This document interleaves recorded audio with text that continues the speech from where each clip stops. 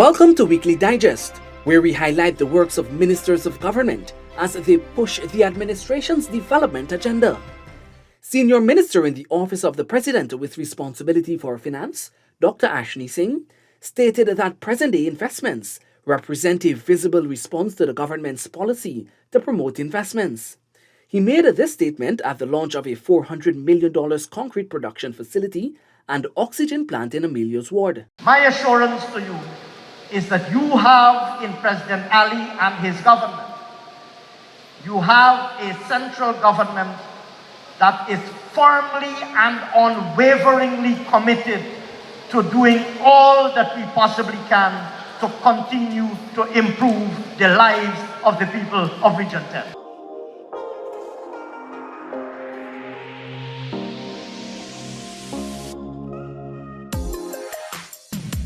It was the PPPC's vision to ensure that development takes place in every region. So with the enactment of that legislation, special concessions were given as it relates to income tax and other areas of taxation to facilitate businesses coming to these areas to invest. The PPPC has put in place a mechanism for investments in Linden so that the people of Linden could have jobs.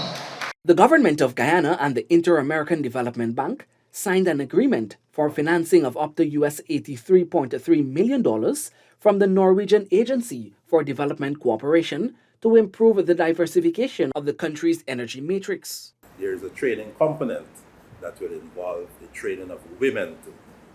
Right? In addition to, as you mentioned earlier, the move from manual to digital utilization of the whole control system. So it has modernization, it has the fact that women will benefit from the training too, and also the fact that GPL will be moving from fossil fuel to greater use of renewable energy. So this is transformative for Guyana. The Commission of Inquiry, which was launched to probe illegal events at the March 2, 2020 general and regional elections, will in no way influence proceedings before the Caribbean Court of Justice. Certainly not. They are unconnected process. In fact, the CCJ has already heard one election petition appeal. So they are not connected. Those matters are already in the court. They were filed 2 years prior to the petition, 2 years prior to this commission, and there is absolutely no nexus between the two. In the health sector, in keeping with the manifesto promise of expanding primary health care and the range of medical personnel, government launched a clinical and technical training program to expand the pool of medical professionals. 124 participants have commenced the training to become X-ray technicians, environment health assistants, medical lab technicians, dentechs, and dental assistants. The 124 of you who are here, you can start changing the way that our health center or our health system would look and feel a couple of years from now.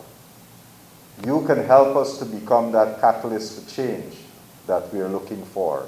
The first person to be diagnosed with monkeypox in Guyana has been released from hospital as he is now non-infectious. Our first patient is now back at home. That patient is non-infectious and can resume work. And we had a lot of his close contacts in quarantine. They have all now been rechecked. None of them showed any signs or symptoms of monkeypox, so they can resume normal activity as well. Taking a look at agriculture, the hinterland villages of Kato and Monkey Mountain in Region 8 will now be able to increase their agriculture produce as government presented the villages with a tractor each. The tractors were accompanied by tillers and plows and collectively worth $32 million. We are here to, at a simple ceremony, to hand over to the community some implement and equipment that will enhance your livelihood. We have seen over the last 2 years, Guyana have been taking the spotlight in the Caribbean in terms of pushing and driving the agriculture agenda. Our president is leading the charge in CARICOM on the agriculture agenda. And today the entire Caribbean are looking forward to Guyana for that leadership. As government continues to push the agri-sector and expanding production in Guyana, 20 farmers received the pigs from the Guyana Livestock Development Authority. Today's activity, we're now at the, I believe our production level is about a million kg, about 990,000 kg. We are hoping that in the next 3 years, we can increase swine production in this country to about 4 million kg, and that is achievable. The remaining complement of 868 black belly sheep from Barbados is expected to arrive by early October. 132 black belly are in the country right now. That is the first transit that came from Barbados. They are presently housed at the GLDA station here at Monrepo. I'm hoping by the end of this month, early next month, we can have the other set comes in to make up the 1,000 black belly. In the infrastructure sector, over $100 million has been set aside for the rehabilitation of the Soesdijk-Linden Highway. Within a matter of weeks, this People's Progressive Party civic government will be securing approval of financing in excess of $100 million to upgrade and repair the Linden to Soesdijk Highway. The minister also stated that plans are in the pipeline to construct concrete bridges along the major junctions between Kurupakari and Lethem. We have in the budget in excess of 3 billion Guyana dollars, 3.2 billion Guyana dollars to be precise, to complete concrete bridges on all of the major crossings between Kurupakari and Lethem. And contracts have already been awarded, and contractors are currently being mobilized to construct those concrete bridges. Some 650 persons who were allocated house lots in charity and underneaming housing schemes on the Essequibo Coast to Region 2 will be able to commence the construction of their homes by the end of the year. By the end of this year, we want to be able to show them where their lot is, their new lot is, and so provide opportunities for development of new housing scheme, development for their own lives, starting their own family, probably in their own space. Residents of Mocha Arcadia will soon benefit from major road development. 2 contracts were signed for the major infrastructural upgrade. A whopping $46.2 million contract was signed for the construction of the Barnwell Road, while a contract to the tune of $49.1 million was inked to install 650 meters of pavement at Cemetery Road. As you can see, we are doing work throughout every community across this country.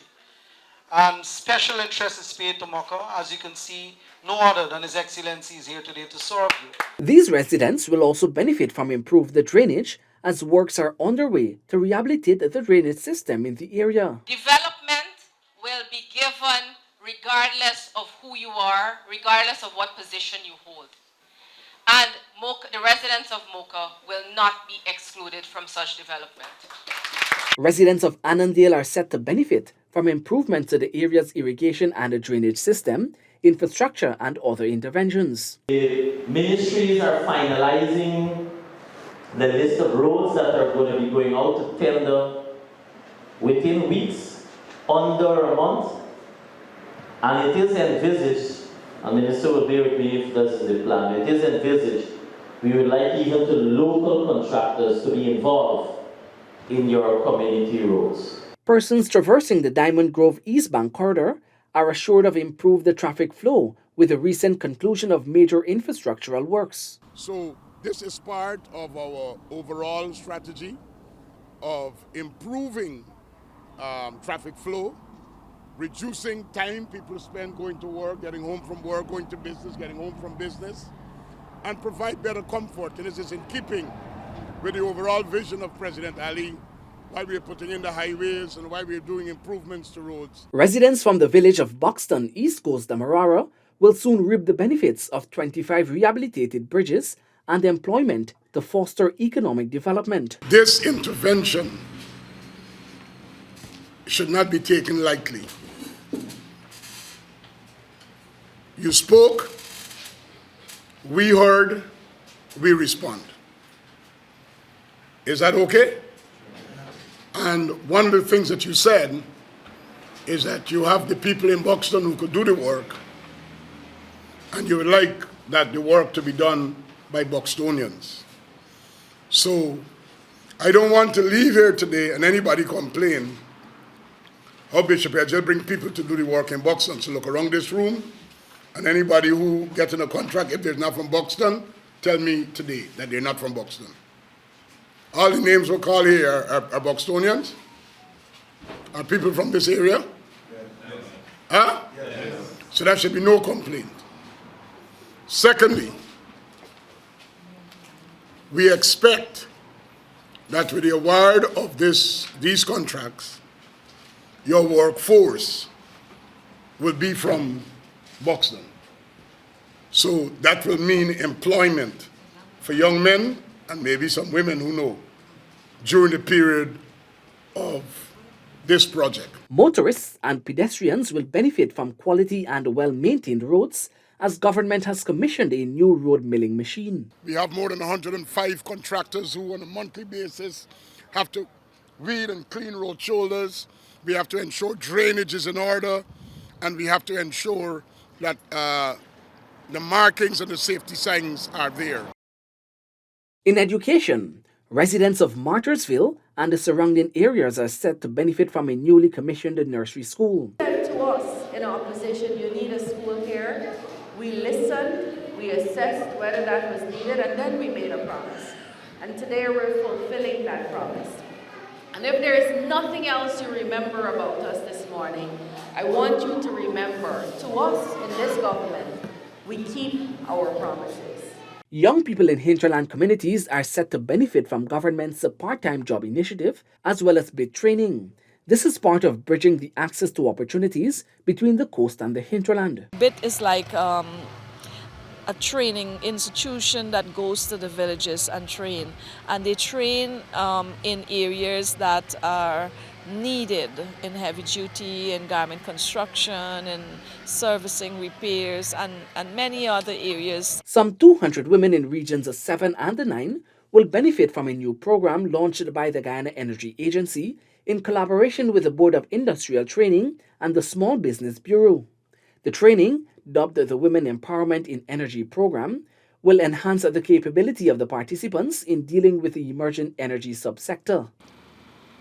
When we're talking about technical and vocational education training, no more can Guyana just looking at men when they're talking about it. The census in 2012 indicated that nearly 52% of the people that live in Guyana were females. And we have a census just launched last week. My prediction is that will show up about 55% of the population is female. And so we cannot afford to exclude from technical and vocational training more than half of the population. Skilled Guyanese working in the technical field without any certification now have the opportunity to gain accreditation with the launch of the Prior Learning Assessment and Recognition Program. I'm delighted because the launching today speaks of your government commitment to action, promises we made in our manifesto in 2020. We promised to work towards the development of a Guyanese society which is free, prosperous, socially just, globally competitive, and which serves every Guyanese equitably. We said that every Guyanese must have a chance for a good education, access good paying jobs, be able to start their own businesses, raise and provide for their families, own their own homes, live in a safe and secure environment, and retire with dignity. We promise to deliver a quality education to all, to improve access to education at every level, enhance opportunities in technical vocational education. In culture, Minister within the Office of the Prime Minister with responsibility for public affairs, Kwame McCoy, met and interacted with participants at the heritage celebrations in Soesdijk.